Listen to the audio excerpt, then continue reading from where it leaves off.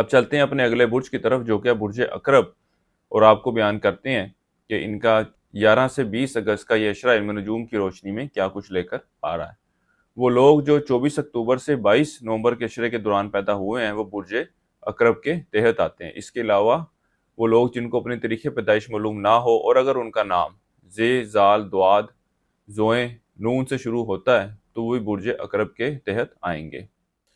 اس اشرے کے آغاز سے ہی آپ اپنے اخراجات کو قابو میں کرنے کے حوالے سے کوششیں کرتے نظر آئیں گے۔ اس اشرے کا وقت آپ کے گھر پر مہمانوں کی آمد و رفت کو ظاہر کر رہا ہے۔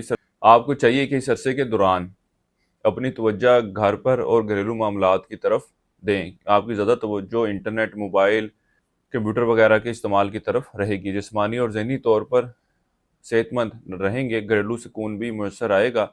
ساس کے ساتھ تعلقات میں بھی بہتری آتی نظر آ رہی ہے، اور اس عرصے کے دوران آپ کے دشمن آپ کے خلاف سازشوں میں مصروف رہیں گے، لیکن اللہ کے فضل و کرم سے آپ سمجھداری کے ساتھ ان کا مقابلہ کرتے نظر آئیں گے۔ مالی معاملات کے حوالے سے اچھی خبریں سننے کو ملیں گی۔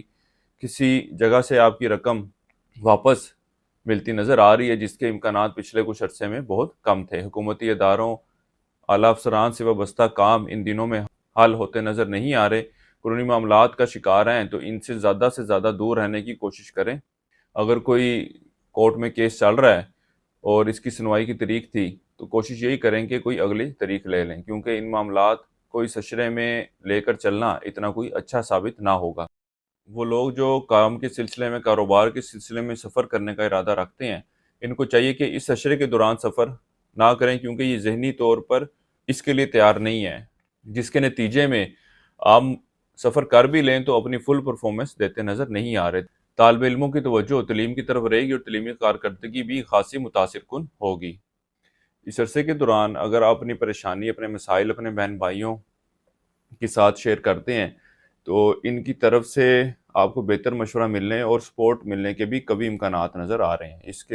اس عرصے کے لیے ایک وظیفہ آپ کو بتا رہا ہوں، یا اللہ یا واسع، 3 تسمیہ آپ نے اس کی کرنی ہے روزانہ فجر کی نماز کے بعد، اور اللہ تعالیٰ سے دعا کریں کہ اللہ تعالیٰ آپ کے معاملات میں بہتری فرمائے۔ اس کے علاوہ حسب توفیق اس اشرے میں روٹی کا صدقہ کرتے رہیں۔